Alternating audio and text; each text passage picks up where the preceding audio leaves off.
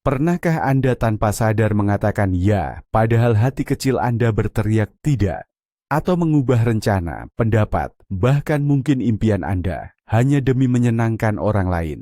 Jika hal ini terdengar familiar, maka video ini adalah untuk Anda. Hari ini kita akan membahas 15 tanda mengkhawatirkan bahwa Anda sedang kehilangan diri sendiri demi orang lain. Dan yang lebih menarik lagi, kita akan melihat masalah ini melalui lensa stoicisme. Ya, betul sekali, filosofi kuno yang relevan lebih dari sebelumnya. Tetaplah tonton sampai akhir, karena tanda-tanda terakhir adalah yang paling tidak terlihat, namun juga yang paling merusak. Dan pengetahuan adalah langkah pertama untuk mendapatkan kembali kendali atas hidup Anda. Tapi tunggu dulu, apa hubungannya dengan para filsuf Yunani dan Romawi kuno yang memakai toga itu? Sederhana saja, stoicisme bukan tentang berwajah tanpa ekspresi atau menekan emosi. Ini adalah filosofi praktis tentang bagaimana menjalani hidup yang bahagia dan bermakna di tengah kekacauan di sekitar kita. Ide utama para Stoa adalah memisahkan apa yang bisa kita kendalikan dan apa yang tidak. Kita tidak bisa mengendalikan cuaca, pendapat orang lain, atau kemacetan lalu lintas. Namun kita 100% mengendalikan pikiran, reaksi, dan keputusan kita sendiri. Dan tahukah Anda apa yang terjadi saat kita kehilangan diri? Kita menyerahkan kendali ini kepada orang lain secara sukarela. Mari kita lihat bagaimana hal ini terwujud dalam praktik. Baik, mari kita mulai dari yang paling umum dan, sekilas, tampak tidak berbahaya. Kita sebut kumpulan tanda-tanda ini, sindrom selalu mengiyakan. Terdengar akrab, bukan? Ini adalah jebakan yang sering menjerat orang-orang paling baik hati dan peduli. Gejala pertama dan utamanya adalah Anda secara fisik tidak bisa mengatakan, tidak. Rekan kerja meminta Anda tinggal sepulang kerja untuk membantu laporannya. Anda setuju, padahal Anda sudah punya rencana lain. Teman mengajak berkumpul, padahal Anda sama sekali tidak ingin pergi. Anda menghela napas berat, tapi tetap datang. Setiap ya yang Anda ucapkan kepada orang lain yang bertentangan dengan keinginan Anda sendiri adalah tidak yang keras yang Anda katakan kepada diri sendiri, keinginan Anda dan waktu Anda. Dan bukan hanya itu, Anda jadi sering sekali meminta maaf untuk segala hal, bahkan untuk hal yang sama sekali bukan kesalahan Anda. Anda meminta maaf atas pendapat Anda, perasaan Anda, bahkan hanya karena ada di dunia ini. Di balik itu, ada ketakutan yang mendalam, ketakutan mengecewakan, ketakutan dianggap egois, ketakutan akan konflik apapun, sekecil apapun itu. Anda lebih memilih diam dan menahan diri daripada membela posisi Anda dengan tenang dan jelas. Bayangkan situasi klasik di tempat kerja. Rekan kerja Anda lagi-lagi pulang lebih awal sambil tersenyum meninggalkan bagian proyeknya kepada Anda. Dia mungkin berkata, "Kamu pasti bisa, kamu lebih jago melakukannya." Dan Anda hanya mengangguk diam-diam. Dalam hati Anda, amarah membara karena ketidakadilan. Namun Anda takut merusak hubungan, takut dianggap bukan pemain tim yang baik. Dan akhirnya Anda lagi-lagi lembur sampai larut malam, mengerjakan pekerjaan orang lain, merasa dimanfaatkan dan benar-benar terkuras habis. Mengapa ini begitu merusak? Karena saat Anda mencoba mengendalikan pandangan orang lain tentang Anda sepenuhnya kehilangan kendali atas satu-satunya hal yang Anda miliki, yaitu keputusan Anda sendiri. Anda menyerahkan kunci ketenangan Anda ke tangan orang lain. Seorang stoik akan mengatakan bahwa Anda keliru mengartikan kebaikan dengan kelemahan. Kebajikan sejati bukanlah tentang menyenangkan semua orang, melainkan tentang hidup selaras dengan prinsip dan akal sehat Anda sendiri. Baik, tentang sikap iya-iya saja, atau selalu setuju, rasanya sudah cukup jelas ya. Namun, masalahnya jauh lebih mendalam, merasuk ke dalam perasaan kita. Mari kita beralih ke tahap berikutnya dari kehilangan diri, yang bisa kita namakan spons emosi. Anda tidak hanya berempati pada orang lain, Anda benar-benar menyerap kondisi mereka. Kecemasan mereka menjadi kecemasan Anda. Suasana hati buruk mereka merusak hari Anda yang tadinya terasa sempurna. Anda mulai merasa bertanggung jawab secara tidak masuk akal atas kebahagiaan semua orang di sekitar Anda, pasangan, teman, bahkan rekan kerja. Seolah-olah tugas Anda adalah berkeliling dan membuat semua orang bahagia. Ini contoh yang pasti sangat familiar bagi Anda. Anda memulai pagi dengan indah, penuh semangat dan energi. Tiba-tiba teman Anda yang selalu mengeluh menelepon. Selama setengah jam penuh, dia mengeluh tentang bosnya, kemacetan, bahkan kopinya yang sudah dingin. Anda mendengarkan dengan saksama, memberi semangat, dan memberikan nasihat.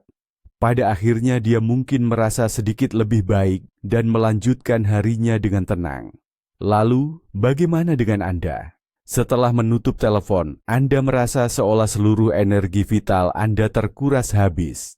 Suasana hati baik Anda menguap begitu saja, dan di kepala Anda kini bercokol rasa duka serta kejengkelan orang lain. Ini bukan empati yang sehat, ini adalah penghapusan total batasan emosional. Anda secara sukarela mengubah dunia batin Anda menjadi wadah penampung negativitas orang lain. Dari sudut pandang stoikisme, ini adalah salah satu kesalahan terbesar. Anda berusaha mengendalikan sesuatu yang di luar kendali Anda, perasaan orang lain. Pada saat yang sama, Anda justru kehilangan kendali sepenuhnya atas ketenangan batin Anda sendiri. Padahal itulah satu-satunya hal yang benar-benar Anda miliki. Anda mengorbankan harmoni diri demi ilusi bahwa Anda bisa memperbaiki suasana hati orang lain. Namun, jika dua fase awal adalah mengabaikan keinginan dan emosi pribadi, maka selanjutnya dimulailah hal yang paling mengkhawatirkan. Anda mulai membuang jati diri Anda. Kami menyebut kumpulan ciri-ciri ini sebagai efek bunglon. Ini bukan sekadar tentang setuju atau bersimpati. Anda mulai aktif mengubah diri untuk memenuhi ekspektasi lingkungan. Tiba-tiba Anda mulai mendengarkan musik yang sama sekali tidak Anda sukai, hanya karena pasangan baru Anda mendengarkannya. Anda bahkan menjadi penggemar berat serial yang menurut Anda membosankan, karena semua teman Anda membicarakannya. Pandangan politik Anda, hobi, bahkan impian, semua ini menjadi fleksibel dan menyesuaikan diri dengan orang yang persetujuannya sedang Anda cari saat itu. Dan disinilah banyak orang melakukan kesalahan fatal, menyebutnya fleksibilitas karakter atau kemampuan menyelaraskan diri. Tapi mari kita jujur, ini bukan fleksibilitas, ini adalah penghapusan diri. Fleksibilitas adalah ketika Anda tetap menjadi diri sendiri dengan minat mencoba hal baru. Efek bunglon adalah ketika Anda menghapus diri sendiri untuk melukiskan di tempat Anda sebuah salinan orang lain. Pada suatu titik, Anda berhenti dan bertanya pada diri sendiri pertanyaan sederhana. Apa sebenarnya yang saya inginkan? Makanan apa yang saya suka? Film apa yang ingin saya tonton malam ini? Dan jawabannya, hening. Kosong.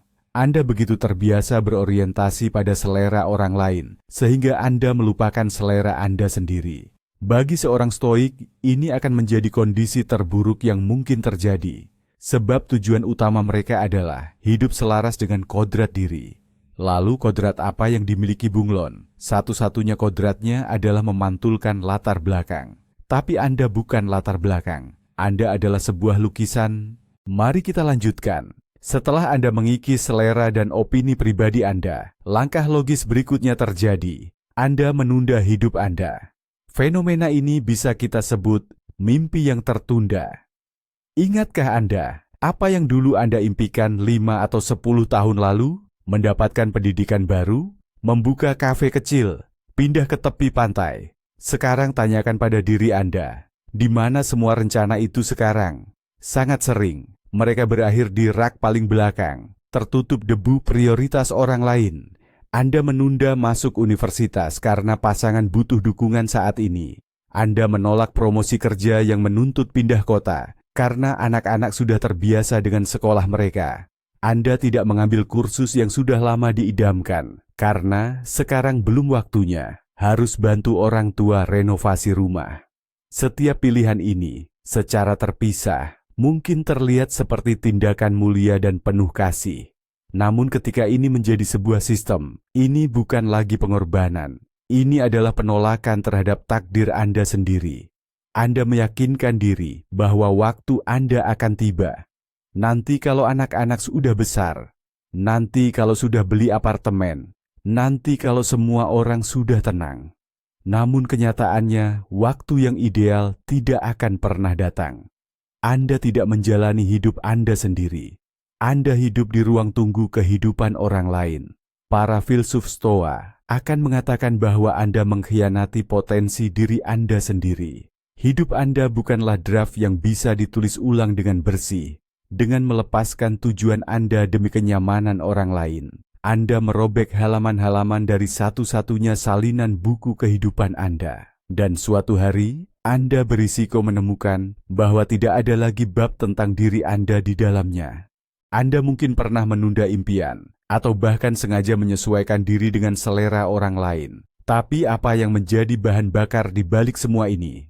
Mari kita bicara tentang candu terkuat di dunia modern. Pencarian persetujuan yang tak ada habisnya. Harga diri Anda serasa naik roller coaster yang dikendalikan oleh orang asing. Satu like di foto, Anda merasa di puncak dunia. Tidak ada respons, atau jangan-jangan ada komentar kritis. Anda langsung terjun ke jurang keputusasaan.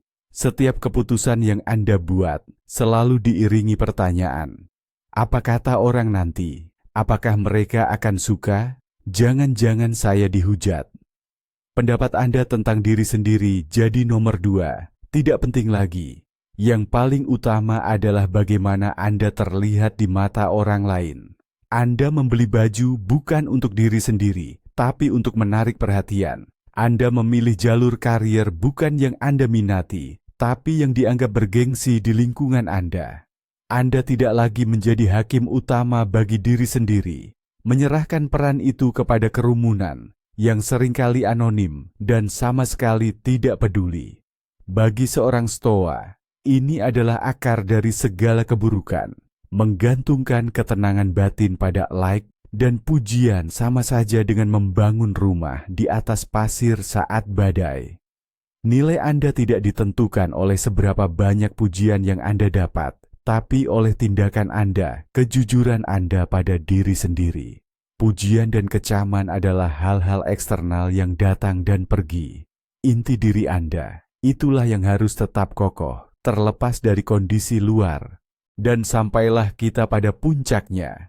Di titik inilah seluruh sistem pengorbanan diri yang Anda jalankan akhirnya goyah dan menunjukkan wajah aslinya yang buruk rupa. Kita sudah membahas tentang selalu mengalah, menyerap emosi orang lain, menyingkirkan jati diri, menunda impian, dan ketergantungan pada persetujuan. Sekilas, orang yang melakukan semua ini terlihat seperti seorang suci, seorang martir yang mengorbankan dirinya di altar sebuah hubungan. Namun, inilah kejutannya. Faktanya, yang terjadi justru sebaliknya. Anda tidak berubah menjadi pribadi yang baik. Tanpa Anda sadari, Anda mulai menumpuk rasa sakit hati dan agresi pasif. Rasa sakit hati yang terpendam, yang Anda tujukan pada mereka, yang Anda yakini telah Anda korbankan segalanya demi mereka. Anda mulai merasa kesal pada rekan kerja yang diam-diam selalu Anda bantu. Marah pada pasangan yang seleranya selalu Anda ikuti. Merasa sakit hati pada teman-teman yang demi mereka Anda batalkan rencana-rencana Anda. Hubungan Anda yang mati-matian Anda pertahankan dengan mengorbankan diri sendiri mulai retak di sana-sini. Bukan karena konflik terbuka yang selalu Anda takutkan, melainkan karena ketegangan tak terucap yang Anda ciptakan sendiri dengan kebisuan dan selalu mengiyakan. Anda tidak menjadi lebih baik, melainkan justru semakin sinis dan tidak bahagia. Dan yang paling menakutkan, suatu hari Anda akan melihat ke cermin dan tidak mengenali siapa yang ada di hadapan Anda. Anda akan bertanya pada diri sendiri, apa sebenarnya yang saya inginkan? Apa yang saya suka? Siapa sebenarnya saya tanpa persetujuan orang lain? Dan jawabannya, mungkin tidak akan ada.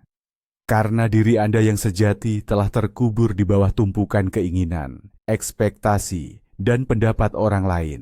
Dan ini mungkin adalah tanda yang paling merusak dari semua 15 tanda yang ada. Dan inilah kita sampai pada puncaknya. Apa yang terjadi ketika kesabaran sudah diambang batas? Mungkin Anda berpikir, dengan mengorbankan diri, Anda menjadi pribadi yang baik, teman terbaik, pasangan ideal, karyawan yang tak tergantikan. Namun, ada satu hal yang tak terduga. Sebenarnya, tanpa Anda sadari, Anda mulai menumpuk rasa sakit hati dan agresi pasif. Rasa sakit hati yang diam-diam, yang mendalam, terhadap mereka yang Anda lakukan semua ini demi. Anda tidak menjadi lebih baik, melainkan lebih mudah tersinggung, sinis, dan tidak bahagia. Hubungan yang Anda coba pertahankan mati-matian, itu mulai retak karena ketegangan yang justru Anda ciptakan sendiri dengan diam. Dan yang paling menakutkan adalah, suatu hari Anda akan bercermin dan tidak mengenali siapa yang Anda lihat. Anda akan bertanya pada diri sendiri, apa sebenarnya yang saya inginkan? Apa yang saya suka? Siapa saya sebenarnya tanpa persetujuan orang lain? Dan jawabannya, mungkin tidak ada. Karena diri Anda yang sebenarnya telah terkubur di bawah tumpukan keinginan, harapan, dan opini orang lain. Kehilangan diri sendiri, itu bukanlah pengorbanan yang mulia. Itu adalah pengkhianatan perlahan terhadap orang terpenting dalam hidup Anda, yaitu diri Anda sendiri.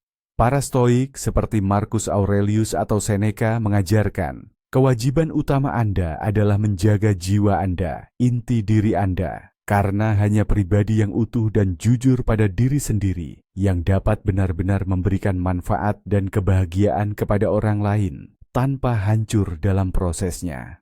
Terima kasih sudah menonton video ini sampai habis. Jika Anda mengenali diri sendiri dalam beberapa poin yang disebutkan, jangan abaikan hal ini. Berikan suka, like, jika bermanfaat, dan pastikan untuk berlangganan channel ini agar tidak ketinggalan video baru tentang bagaimana hidup dengan kesadaran penuh dan selaras dengan diri sendiri. Dan sekarang, pertanyaan untuk Anda. Tanda mana dari ini yang paling familiar bagi Anda? Dan apakah Anda pernah menyadari bagaimana hal ini memengaruhi hidup Anda? Bagikan cerita Anda di kolom komentar. Mari kita saling mendukung dalam perjalanan ini.